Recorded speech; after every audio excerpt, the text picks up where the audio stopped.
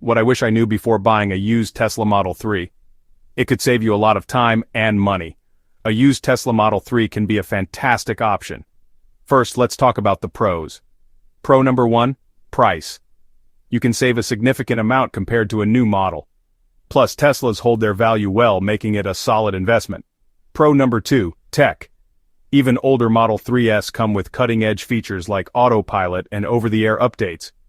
It's like getting a brand new phone but for your car. Pro number 3, performance. The Model 3 offers a smooth, fast, and quiet ride.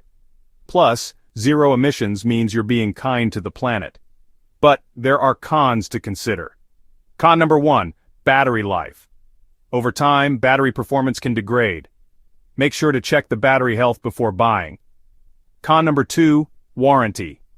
A used Model 3 might be out of its original warranty, meaning repairs could get pricey. Con number 3, previous owner. You never know how the car was treated before you. A thorough inspection is a must. So, should you buy a used Tesla Model 3? If you do your homework and find a well-maintained one, it could be a smart choice. But always weigh the pros and cons carefully. Happy car hunting.